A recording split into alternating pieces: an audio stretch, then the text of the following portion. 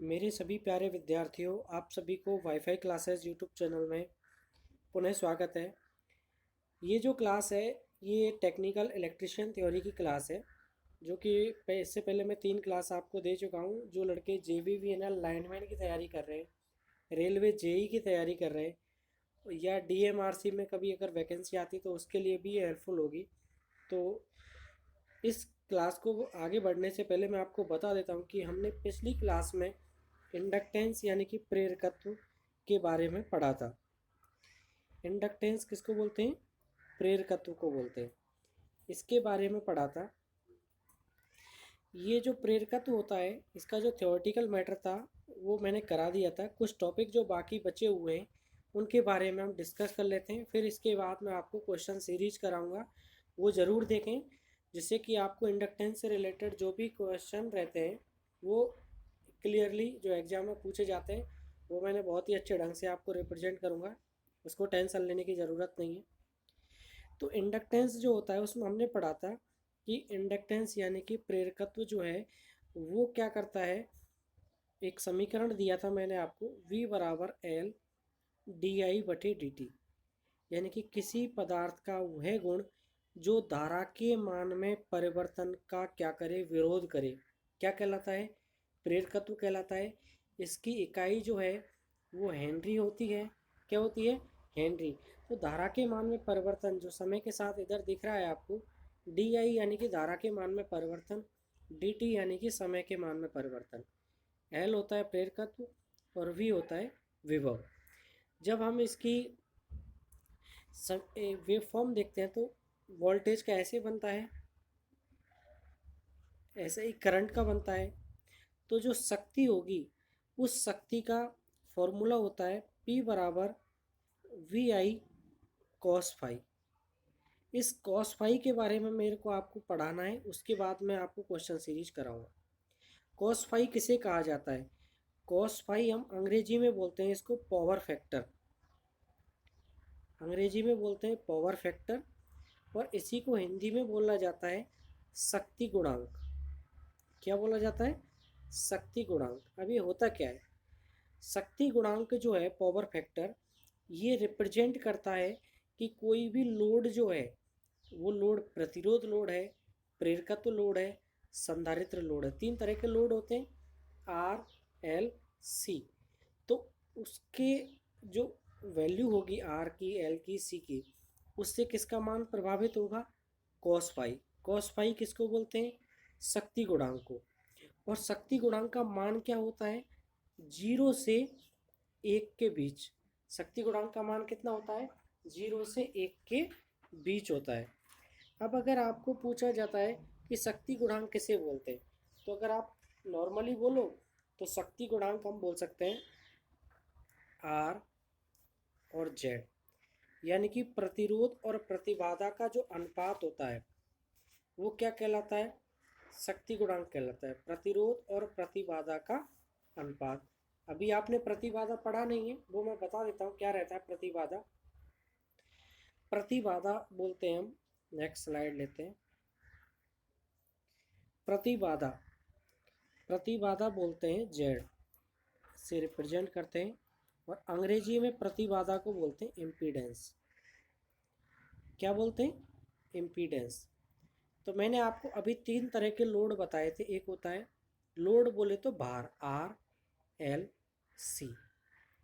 R बोलते हैं प्रतिरोध को, L प्रेरकत्व को, C संधारित्र को। तीनों को रिप्रेजेंट करने के लिए हम क्या क्या लेते हैं? R, L और C।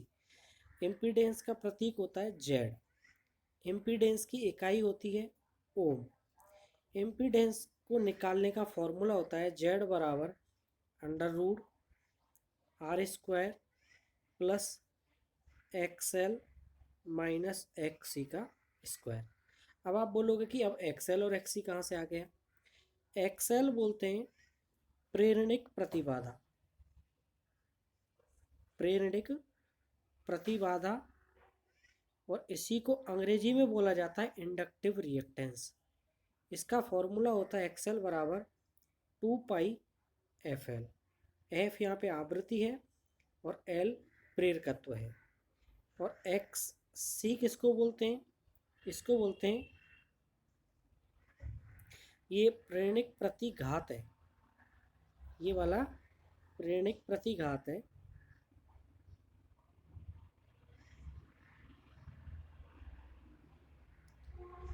इसको बोलते हैं प्रेरणिक प्रतिघात, एक्सएल को। एक्सी किसको बोलते हैं?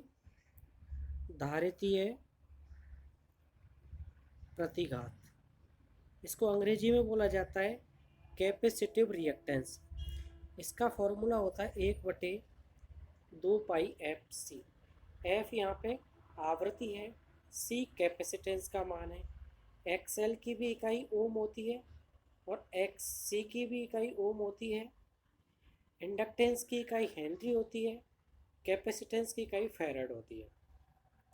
देखो प्रतिरोध की इकाई ओम है, एक्स एल यानी कि प्रेरणिक प्रतिबाधा की भी इकाई ओम है, और एक्स सी यानी कि धारितीय प्रतिघात की भी इकाई ओम है। तो प्रतिरोध यानी कि जेड की भी इकाई क्या होती है? ओम होती है।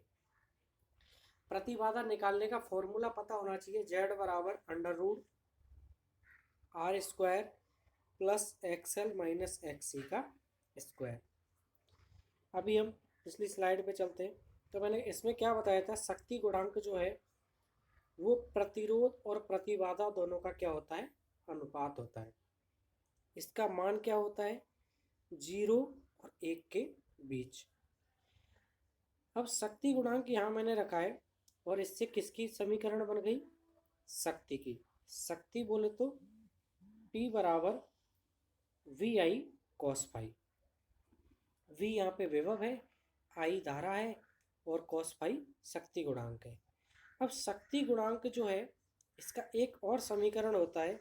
एक तो ये वाला भी पूछ सकता है कि प्रतिरोध और प्रतिबाधा का अनुपात क्या कहलाता है। तो प्रतिरोध और प्रतिबाधा का अनुपात शक्ति गुणांक यानी कि cos फाई कहलाता है, ठीक है, जिसे पावर फैक्टर भी कहते हैं। दूसरा एक और इसका फॉर्मूला होता है cos फाई का, यानी कि शक्ति गुणांक का। cos फाई बराबर होता है P/S।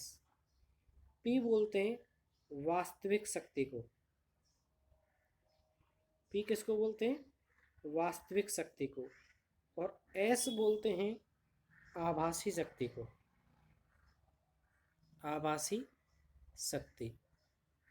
तो P वास्तविक शक्ति जिसे ट्रू पावर या एक्चुअल पावर कहा जाता है, S आभासी शक्ति जिसे एपरेंट पावर कहा जाता है। क्या बोला जाता है? Apparent power.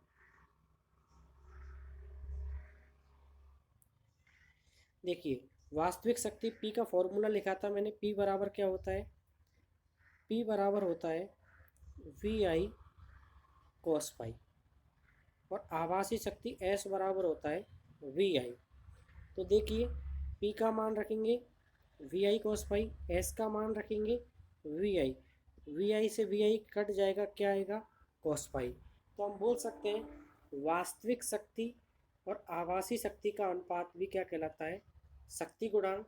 शक्ति गुणांक के बारे में क्या क्या क्वेश्चन बनते हैं? शक्ति गुणांक के बारे में 2 क्वेश्चन बनते हैं ये वाले, कि प्रतिरोध और प्रतिबाधा का अनुपात क्या कहलाता है, यानी कि R/Z को हम क्या बोलते हैं? शक्ति गुणांक। दूसरा क्वेश्चन, वास्तविक शक्ति और आभासी शक्ति का अनुपात क्या कहलाता है? इसको भी क्या बोलते हैं? शक्ति गुणांक। तीसरा क्वेश्चन क्या बनता है? शक्ति गुणांक का मान क्या रहता है? तो शक्ति गुणांक का मान 0 से 1 के बीच 1 के बीच होगा। वो निर्भर करता है लोड के प्रकार पर, कि लोड R है, L है, C है, ठीक है। अगर शुद्ध प्रतिरोध लोड होगा तो शक्ति गुणांक, और बना रहा हूँ मैं क्वेश्चन अभी, ये सभी क्वेश्चन पूछे जा चुके हैं, वेरी वेरी इंपॉर्टेंट क्वेश्चन है। 3 क्वेश्चन ये हो गए। चौथा क्वेश्चन, शुद्ध प्रतिरोध यदि किसी परपथ में केवल क्या लगा हुआ है? प्रतिरोध है, तो शुद्ध प्रतिरोध परपथ में शक्ति गुणांक का मान क्या होगा? तो शुद्ध प्रतिरोध परपथ का पूछ सकता है। शुद्ध प्रेरकत्व परपथ का पूछ सकता है। शुद्ध संधारित्र का पूछ सकता है, शुद्ध संधारित्र परपथ में शक्ति गुणांक का मान क्या होगा। किसका मान पूछ सकता है, शक्ति गुणांक का। 3 क्वेश्चन उधर, 4 5 6। शुद्ध प्रतिरोध में शक्ति गुणांक का मान हमेशा इकाई होता है, एक होता है। इसको यूनिटी भी दे देता है, क्या दे देता है, यूनिटी या इकाई या एक। शुद्ध प्रेरकत्व में क्या होता है, शक्ति गुणांक का मान 0। शुद्ध संधारित्र में क्या होता है, 0। अभी तो मैंने 3 क्वेश्चन आपको बता दिए, लेकिन विद प्रूफ इसको समझाऊंगा, तब आपके समझ में और भी अच्छे ढंग से आ जाएगा। तो शक्ति गुणांक का मान क्या होता है, शुद्ध प्रतिरोध परपथ में इकाई, शुद्ध प्रेरकत्व में कितना होता है, 0, शुद्ध संधारित्र में कितना होता है, 0। अब इसका एक और डेफिनेशन कि जो कॉस फाई होता है, यहाँ पे फाई क्या है, ये कोण है। जैसे कि ये विभव है और ये धारा है, इन दोनों के बीच कोई कोण है फाई। इस फाई, अब हम इसकी परिभाषा क्या बनाएंगे कि विभव तथा धारा के बीच के कोण की कौज्या, हिंदी में बोलेंगे तो कौज्या और अंग्रेजी में बोलेंगे तो कोसाइन। विभव तथा धारा के बीच का कोसाइन, कोसाइन बोले तो कौज्या, और वो कोण कितना है, फाई। विभव तथा धारा के बीच बने कोण की कौज्या ही शक्ति गुणांक कहलाती है। क्या कहलाती है, शक्ति गुणांक कहलाती है। और शक्ति गुणांक को हम किससे प्रदर्शित करते हैं, कॉस फाई से। तो यहाँ पे मैंने बताया विभव और धारा के बीच में कोण कितना बन रहा है, फाई बन रहा है, ठीक है। तो इसका जो कॉस का जो मान होगा वही शक्ति गुणांक के मान को निकालने के लिए हेल्पफुल होगा। अब हम बात करते हैं नेक्स्ट 3 क्वेश्चन जो बताए थे उनके प्रूफ की, कि जो अपना प्रतिरोध परपथ होता है, प्रतिरोध परपथ, तो प्रतिरोध परपथ में अभी क्वेश्चन नंबर लिखना आप 6 हो गए, वो 7 8 और 9, कि जो प्रतिरोध परपथ होता है उसमें विभव और धारा समान कला में होते हैं। किसमें होते हैं, समान कला में। समान कला बोले तो क्या, जैसे अगर विभव इधर है तो विभव और धारा की लाइन जो होगी वो क्या होगी, समान होगी। जैसे आपके 4 चतुर्थांश होते हैं, 0 90 180 270 और 360। इन 360 डिग्री के बीच में 4 चतुर्थांश होते हैं, पहला दूसरा तीसरा चौथा, ऐसे। तो इन 4 चतुर्थांश में हमने बोला कि विभव की लाइन यहाँ पे है तो धारा भी यहाँ पे होगी। कौन से वाले परपथ में, शुद्ध प्रतिरोध परपथ में। विभव और धारा कैसे होते हैं, समान कला में होते हैं। जब समान कला में होंगे तो इन दोनों के बीच कोण कुछ दिखेगा क्या, नहीं। तो फाई बराबर क्या होगा, 0। फाई क्या होगा, विभव और धारा के बीच कोण क्या होता है, फाई। फाई बराबर 0 होगा और कॉस 0 का मान क्या रहता है, 1। इसी का मतलब है कि शुद्ध प्रतिरोध परपथ में हमेशा जो शक्ति गुणांक का मान होता है वो क्या होता है, 1 होता है। दूसरा कि शुद्ध प्रतिरोध का पढ़ लिया, शुद्ध प्रेरकत्व परपथ में शक्ति गुणांक का मान हमने पढ़ा था कि शुद्ध प्रेरकत्व में कॉस फाई का मान 0 होता है। कैसे, विद प्रूफ देखिए। शुद्ध प्रेरकत्व परपथ की जब हम बात करते हैं तो विभव धारा से 90 डिग्री आगे रहता है। विभव जो है वो धारा से कितनी डिग्री आगे रहता है, 90 डिग्री आगे। अब इसका मतलब फाई बराबर कितना डिग्री, 90 डिग्री। तो शक्ति गुणांक निकालने का फॉर्मूला होता है कॉस फाई। तो फाई की जगह पे क्या रखेंगे, कॉस, और फाई की जगह पे 90। कॉस 90 का मान क्या होता है, 0। क्या होता है, 0। इसी का मतलब जो शुद्ध प्रेरकत्व परपथ में शक्ति गुणांक का मान क्या होगा, 0 होगा। तीसरा, शुद्ध संधारित्र परपथ में, तो शुद्ध संधारित्र परपथ में हमेशा ध्यान रखना कि जो धारा है वो विभव से 90 डिग्री आगे रहती है। ये धारा है 360 पर, विभव है 270 पर, इन दोनों के बीच कोण है 90 डिग्री। फाई बराबर कितना, 90 डिग्री। तो कॉस 90 का मान क्या होगा, कॉस 90 का मान 0। इसका मतलब शुद्ध संधारित्र परपथ में शक्ति गुणांक का मान क्या रहता है? 0। कितने क्वेश्चन हो गए? 3 पिछले वाले, उनमें मान बताए थे मैंने आपको। शुद्ध जो प्रतिरोध परपथ होता है उसमें संधारित शक्ति गुणांक का मान, शुद्ध किसमें? शुद्ध प्रतिरोध परपथ में शक्ति गुणांक का मान होता है इकाई। क्या होता है? इकाई। कॉस 0 से निकाला। धारा और इसमें शुद्ध प्रतिरोध परपथ में धारा और विभव दोनों कैसे होते हैं? समान कला में होते हैं। कैसे होते हैं? समान कला में। अब दूसरा पढ़ा था शुद्ध प्रेरकत्व। इसमें धारा जो है वो विभव से कितना पीछे है? 90 डिग्री। और क्या बोल सकते हैं? विभव कितना आगे है? विभव धारा से 90 डिग्री आगे है। शुद्ध संधारित्र पढ़ा था, उसमें क्या पढ़ा था? धारा जो है वो विभव से 90 डिग्री आगे है। तो धारा जो है वो विभव से 90 डिग्री आगे है। ठीक है। अब यहाँ पर 2 क्वेश्चन और बनेंगे। मैंने आपको बना दिया कि प्रेरकत्व में विभव आगे रहता है, धारा पीछे रहती है। विभव आगे रहता है, धारा पीछे। कितनी डिग्री आगे? 90 डिग्री आगे। धारा कितनी डिग्री पीछे? 90 डिग्री। और संधारित्र में क्या बताया था? धारा हमेशा 90 डिग्री आगे रहती है विभव से। तो इसी के आधार पर जो प्रेरकत्व लोड होता है वहाँ पर धारा पीछे है, इसका मतलब उसको बोलते पश्च लोड या पश्च शक्ति गुणांक। और संधारित्र को क्या बोलेंगे? अग्र, क्योंकि यहाँ पर धारा क्या रहती है? विभव से आगे। तो यहाँ पर शक्ति गुणांक कैसा होगा? अग्र। जबकि प्रतिरोध वाले में धारा और विभव दोनों समान कला में, तो यहाँ पे अग्र और पश्च कुछ नहीं होता है, केवल क्या रहता है? यूनिटी रहता है। यूनिटी बोले तो इकाई। तो इस तरह से मैंने आपको शक्ति गुणांक का जो क्वेश्चन था 12 क्वेश्चन, उसके अलावा न्यूमेरिकल अगर आपको पूछा जाता है तो फॉर्मूला ध्यान रखना है, P बराबर VI cos फाई।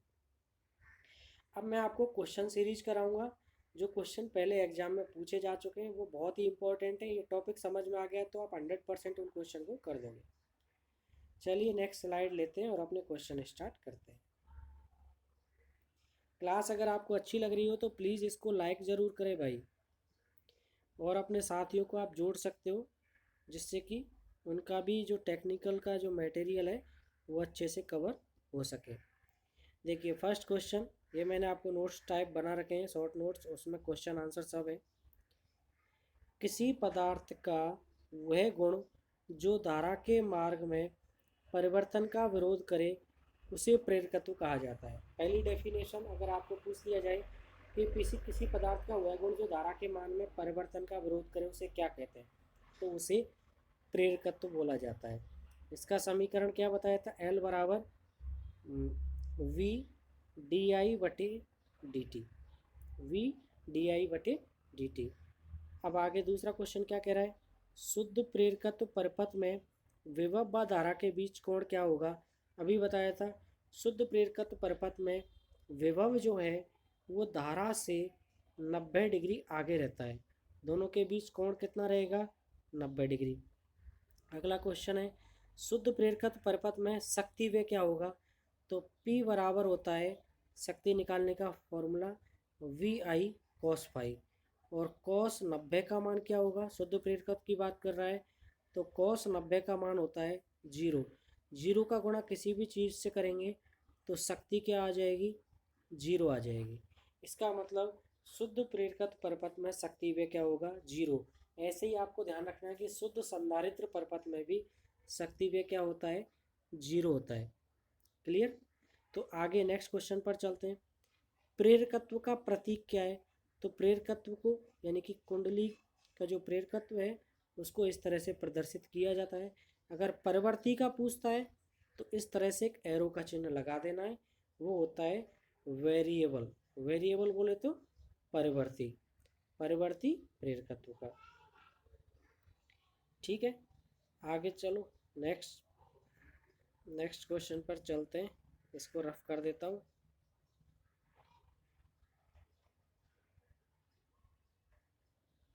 चलिए नेक्स्ट क्या है? प्रेरकत्व की इकाई क्या है?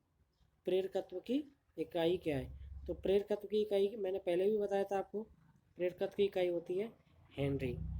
प्रेरकत्व के सिरों पर उत्पन्न विभव क्या होगा?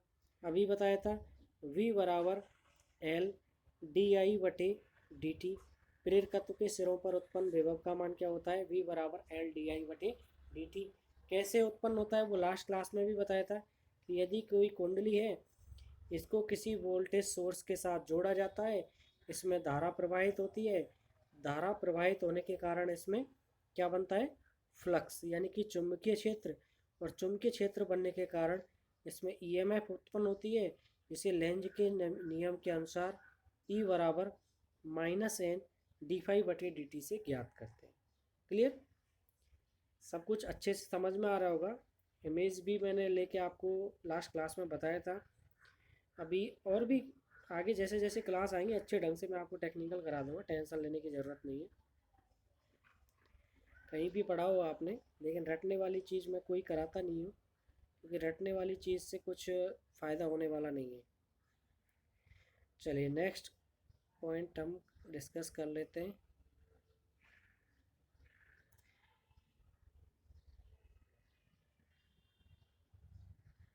नेक्स्ट क्वेश्चन क्या कह रहा है?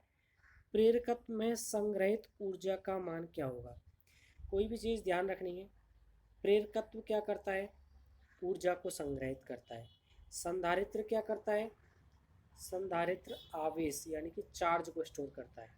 तो प्रेरकत्व जो है, ये प्रेरकत्व ये ऊर्जा को संग्रहित करता है, और इसकी समीकरण होती है 1/2 एल आई का स्क्वायर। एल है प्रेरकत्व, आई है धारा, और ई है ऊर्जा। यानी कि जो प्रेरकत्व ने ऊर्जा संग्रहित की है, उस ऊर्जा को हम इस समीकरण के द्वारा निकाल सकते हैं, ई बराबर 1/2 एल आई का स्क्वायर। नेक्स्ट क्वेश्चन क्या है? जब प्रेरकत्व के सिरों पर दिष्ट धारा आरोपित की जाती है, दिष्ट धारा बोले तो डीसी सप्लाई, डीसी सप्लाई आरोपित करते हैं, तो प्रेरकत्व का मान क्या होगा? तो एक चीज़ ध्यान रखनी है, डीसी सप्लाई जब आरोपित करेंगे तो डीसी की मानक आवृत्ति होती है 0। ये मैंने आपको पहली क्लास में बताया था, दिष्ट धारा की मानक आवृत्ति क्या होती है? 0। और प्रेरणिक प्रतिघात निकालने का फॉर्मूला क्या होगा? एक्सएल बराबर 2πfl। आवृत्ति का मान 0 है, और 0 का मान गुणा आप किसी भी चीज़ से करो तो एक्सएल का मान क्या आ जाएगा? 0। जब आपका प्रेरणिक प्रतिघात 0 है तो धारा की पूछिए, तो धारा आई बराबर क्या होगा? V/XL। V/XL, एक्सएल का मान क्या है? 0। तो 0 का भाग किसी भी चीज़ में देंगे तो क्या हो जाएगा? इसमें क्या पूछा है आपको? वही तो पूछा है। अच्छा, विभव पूछा है, ठीक है, तो विभव भी निकाल लें। आई बराबर V/XL है, तो V बराबर क्या हो जाएगा? I into XL. और यहाँ पे एक्सएल आपका मान कितना आया? 0। एक्सएल 0 तो विभव भी 0। और विभव किस में 0 होता है? शॉर्ट सर्किट में। शॉर्ट सर्किट बोले तो लघुपथ या लघु परपथ। ये आरआरबी जो एएलपी का एग्ज़ाम हुआ था, एएलपी टेक्नीशियन का, उसमें पूछा था ये क्वेश्चन। तो वो परपथ अगर किसी किसी प्रेरकत्व को डीसी सप्लाई के साथ जोड़ा जाता है तो वो एक तरह से लघु परपथ की तरह काम करते हैं। नेक्स्ट क्वेश्चन, शुद्ध प्रेरकत्व परपथ में शक्ति की आवृत्ति क्या होती है? शुद्ध प्रेरकत्व परपथ में शक्ति की आवृत्ति जो है वो दुगनी होती है। इसको मैं समझा देता हूँ आपको अच्छे ढंग से।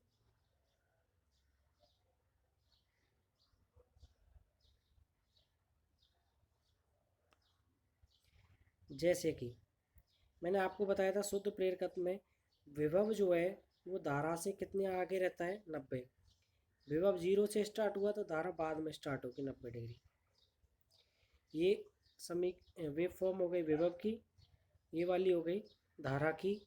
जब आप शक्ति की वेव फॉर्म बनाओगे तो एक पूर्ण चक्र में दो मतलब जैसे विभव का और धारा का जो एक पूरा चक्र होगा, वहाँ तक शक्ति जो है उसके 2 चक्र हो जाते हैं। यानी कि शक्ति जो है वो 2 चक्र लगा लेती है। इसका मतलब शुद्ध प्रेरकत्व परपथ में शक्ति की आवृत्ति जो है वो क्या होगी, 2 गुनी होगी। तो अपना आंसर सप्लाई आवृत्ति की क्या होती है, 2 गुनी। नेक्स्ट क्वेश्चन, प्रेरकत्व परपथ में प्रेरणिक प्रतिघात का मान ज्ञात किया जाता है। ये मैंने आपको बता दिया, एक्सएल बराबर 2πfl से, जिसकी इकाई ओम। अगला, प्रेरणिक प्रतिघात का मान किन किन राशि पर निर्भर करता है।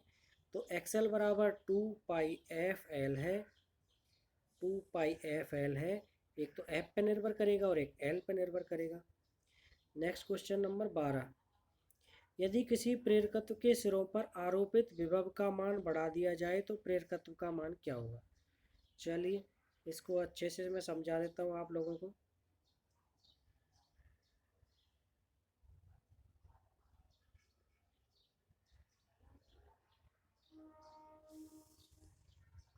किधर गया भाई।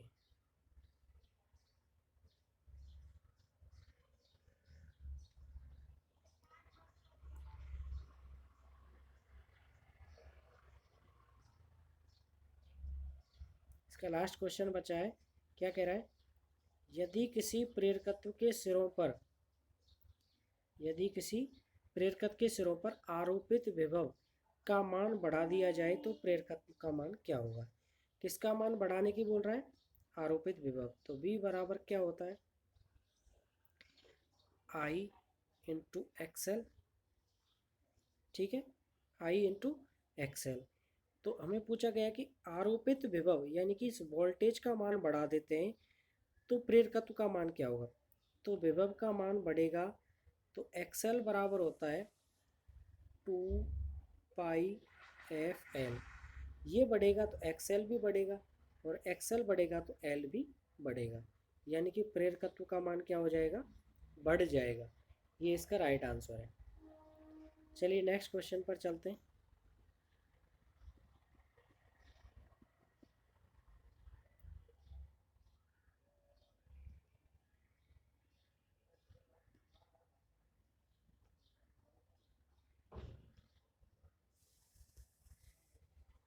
नेक्स्ट अपनी जो क्वेश्चन की सीरीज है उसको देख लेते हैं अच्छे ढंग से। क्या कह रहा है, यदि आवृत्ति का मान बढ़ा दिया जाए तो प्रेरणिक प्रतिघात का मान क्या होगा। आवृत्ति का मान बढ़ा दिया जाए तो प्रेरणिक प्रतिघात का मान क्या होगा। अभी बताया था एक्सएल बराबर क्या होता है, 2πfl। आवृत्ति बढ़ाने की बात कर रहा है, इसका मान बढ़ाएंगे तो एक्सएल यानी कि प्रेरणिक प्रतिघात का मान बढ़ेगा। Right answer. अगला, अशुद्ध प्रेरकत्व परपथ में शक्ति गुणांक व कलांतर क्या होता है। तो शुद्ध में तो मैंने आपको बताया था कि शुद्ध यदि प्रेरकत्व है तो शुद्ध प्रेरकत्व में विभव और धारा के बीच कोण फाई बराबर 90 डिग्री होता है। कितना होता है, 90। और शक्ति गुणांक क्या होता है, 0। अब बात कर रहा है कि अशुद्ध की। अशुद्ध बोले तो क्या कर देंगे, उसमें कुछ ना कुछ क्या आ गया, प्रतिरोध। और प्रतिरोध का क्या रहता है, फाई 0। प्रतिरोध में फाई बराबर क्या होता है, 0। और शक्ति गुणांक क्या रहता है, इकाई। तो जब ये वाली चीज मिल जाएगी तो हम बोलेंगे कि फाई का मान 0 और 90 के बीच होगा, शक्ति गुणांक का मान 0 और 1 के बीच होगा। ये इसका राइट आंसर है। नेक्स्ट क्वेश्चन,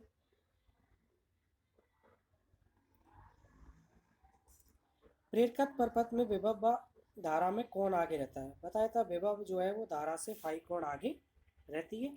अगर शुद्ध की बात करते हैं तो विभव धारा से 90 डिग्री आगे रहती है।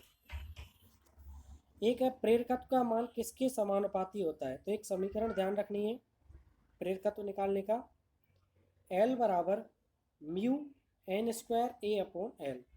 इसको मैं आपको बता देता हूँ ये पूरा है क्या चीज़, जिससे कि आपका अच्छे ढंग से ही हो ही जाए क्लियर।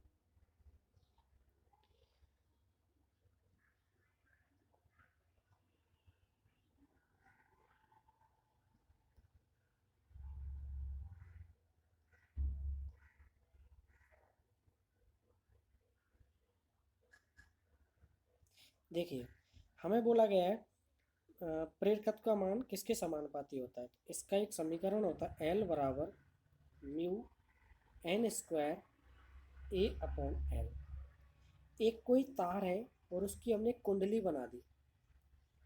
इस तार का जो अनुप्रस्थ काट क्षेत्रफल है वो है ए, लंबाई जो है वो है एल, कुंडली में जो फेरों की संख्या है, फेरों की संख्या वो है एन, और म्यू क्या है? पारगम्यता यानी कि परमिएबिलिटी। अब पारगम्यता क्या होता है? मैंने अभी बताया था आपको, जब इस कुंडली को विभव स्रोत के साथ जोड़ते हैं तो इसमें धारा प्रवाहित होती है, और धारा प्रवाहित होने के कारण इसमें फ्लक्स बनता है, चुंबकीय क्षेत्र, और फ्लक्स के कारण इसमें ईएमएफ इंड्यूस होती है। तो ये वाली कुंडली में जो चुंबकीय क्षेत्र उत्पन्न हो रहा है, और वो इस चुंबकीय क्षेत्र को एक जगह से दूसरी जगह भेजने में जितनी आसानी होगी, वो गुण जो है वो पारगम्यता कहलाता है, यानी कि परमिएबिलिटी, जिसको हम म्यू से प्रदर्शित करते हैं। तो हमें पूछा गया है कि प्रेरकत्व का मान किसके समानुपाती होता है? तो प्रेरकत्व ये एल जो है, ये एल किसके समानुपाती होता है? म्यू के समानुपाती, यानी कि पारगम्यता जितनी ज़्यादा होगी प्रेरकत्व उतना ही अधिक होगा। नेक्स्ट क्वेश्चन, जब किसी कुंडली की लंबाई को बढ़ा दिया जाए तो प्रेरकत्व का मान क्या होगा? ये वाली कुंडली की लंबाई एल है, इसको बढ़ा दिया जाए, और ये वाला क्या है? एल, इसका व्युत्क्रमानुपाती, तो ये क्या होगा? घटेगा। यानी कि जब कुंडली में हम लंबाई को बढ़ाएंगे तो प्रेरकत्व का मान क्या हो जाएगा? कम हो जाएगा। अगला क्वेश्चन, जब किसी कुंडली में पतले तार के स्थान पर मोटा तार काम में लिया जाए तो मोटा तार, अभी ये किसकी बात कर रहा है? मोटे तार की, यानी कि अनुप्रस्थ काट क्षेत्रफल जो है उसको ए से प्रदर्शित करते हैं। तो मोटे तार का अनुप्रस्थ काट क्षेत्रफल अधिक होगा, तो प्रेरकत्व का मान भी क्या होगा? अधिक। तो अपना आंसर क्या हो जाएगा? एल समानुपाती है ए के, तो पतले तार पर क्या प्रभाव पड़ेगा? बढ़ेगा। क्लियर? क्या होगा? बढ़ेगा। ये लिख रहा बढ़ेगा। अगला क्वेश्चन, जब किसी कुंडली में फेरों की संख्या बढ़ा दिया जाए तो प्रेरकत्व का मान क्या होगा? देखो, कुंडली में फेरों की संख्या को किससे प्रदर्शित कर रहे हैं? एन से। जब एन का मान बढ़ेगा तो प्रेरकत्व का मान भी क्या हो जाएगा? बढ़ेगा। अपना आंसर क्या हो जाएगा? बढ़ेगा। अगला, जब कुंडली में दो फेरे एक दूसरे के नज़दीक उपस्थित हो तो फेरों के बीच क्या उत्पन्न होगा? ये कुंडली में फेरे जो हैं ये एक दूसरे के जितने ज़्यादा नज़दीक होंगे तो कुंडली में एक, इनके फेरों के बीच में एक कैपेसिटिव करंट होता है, जिसे हम बोलते हैं धारितीय, यानी कैपेसिटिव करंट, धारितीय धारा। तो कुंडली में क्या उत्पन्न हो जाएगी? धारिता उत्पन्न हो जाएगी जब इन फेरों को क्या कर दिया जाए? नज़दीक नज़दीक कर दिया जाए। परवर्ती प्रेरकत्व का प्रतीक, ये मैंने आपको बता ही रखा है कि परवर्ती प्रेरकत्व का प्रतीक में इस तरह से एरो प्रदर्शित कर देते हैं। अगला, किसी कुंडली में विभवपात का प्रमुख कारण, कोई भी कुंडली में विभवपात का प्रमुख कारण उसका प्रतिरोध, यानी कि आर जो होता है रेजिस्टेंस, उसी के कारण विभवपात होता है, और वी बराबर आई आर फॉर्मूला से निकालते हैं। ठीक है। अगला,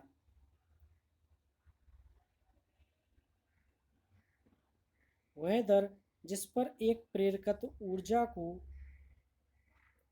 वह दर जिस पर एक प्रेरकत्व ऊर्जा को एकत्रित या भेजने का कार्य करे उसे क्या कहते हैं? एक शक्ति का टाइप है तीसरी शक्ति काल्पनिक शक्ति, जिसे Q बराबर वी आई साइन फाई से प्रदर्शित करते हैं। और काल्पनिक शक्ति क्या होती है इस लाइन में समझाया गया है, वह दर जिस पर एक प्रेरकत्व ऊर्जा को एकत्रित या भेजने का काम करे, यानी कि ये कुंडली जो है ये ऊर्जा को या तो एकत्रित कर सकती है या एक स्थान से दूसरे स्थान पर भेज सकती है। तो वो किसके कारण होता है? काल्पनिक शक्ति के कारण। और इसको हम अंग्रेजी में रिएक्टिव पावर भी बोलते हैं। क्या बोलते हैं? Reactive power. अगला क्वेश्चन,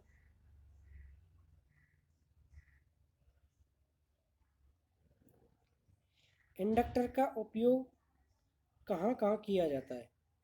तो इंडक्टर का प्रयोग हम फिल्टर पर्पस और दूसरा चॉक सर्किट इनमें करते हैं। ठीक है, आगे कुछ क्वेश्चन बाकी और हैं, उनको कर लेते हैं, या आपकी क्लास कंप्लीट हो जाएगी।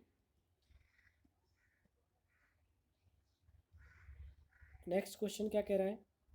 किसी पदार्थ की चुंबकीय क्षेत्र उत्पन्न करने की क्षमता उसकी परमिएबिलिटी यानी कि पारगम्यता कहलाती है, जो मैंने अभी बताई थी, जिसको म्यू से प्रदर्शित करते हैं। अगला क्वेश्चन, प्रेरकत्व उच्च आवृत्ति की धारा का क्या करेगा?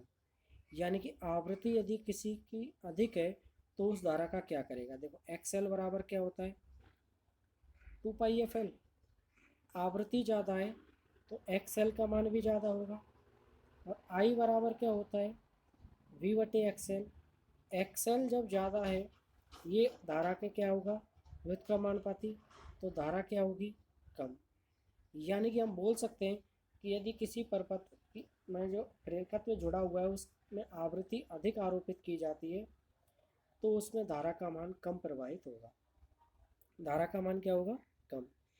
प्रेरकत्व के कारण शक्ति गुणांक पश्च हो जाता है, ये मैंने आपको बता दिया है। प्रति स्टम्प, देखो अभी परमिएबिलिटी बताई थी, परमिएबिलिटी किसको बोलते हैं? यहाँ बताया था किसी पदार्थ का चुंबकीय क्षेत्र उत्पन्न करने की क्षमता उसकी परमिएबिलिटी कहलाती है, बताया था। तो इस परमिएबिलिटी यानी कि म्यू, इस म्यू का जो विपरीत होता है उसको बोलते हैं रिलक्टेंस, जिसको हिंदी में बोला जाता है प्रतिष्ठम्भ। रिलक्टेंस किसका विपरीत है? परमिएबिलिटी म्यू का। और रिलक्टेंस को क्या बोलते हैं? प्रतिष्ठम्भ बोला जाता है। क्लियर? ये क्वेश्चन आपसे पूछ सकता है कि दे देगा कोई ऑप्शन दे देगा कि निम्न में से कौन सा कथन ठीक है या कौन सा कथन गलत है। तो हमेशा ध्यान रखना है कि रिलक्टेंस जो है वो परमिएबिलिटी यानी कि पारगम्यता का विपरीत होता है। और इसका फॉर्मूला भी आप याद कर लीजिए कि रिलक्टेंस जो है वो एमएमएफ और फ्लक्स दोनों का अनुपात होता है। अब अगला है अपना ससेप्टेंस, जो अभी आपने शायद नहीं पढ़ा हो, लेकिन मैं आपको ये बता देता हूँ कि ससेप्टेंस किसको बोलते हैं। ससेप्टेंस जो बोला जाता है, ससेप्टेंस, इसका फॉर्मूला होता है M/H। जैसे कि ये कोई चुंबकीय क्षेत्र है और यहाँ पर कोई चालक पदार्थ को धरा जाता है। चालक कोई आयरन का हो सकता है, स्टील का हो सकता है, लकड़ी हो सकती है, मैं थोड़ी देर के लिए मान लेता हूँ लकड़ी हो सकती है।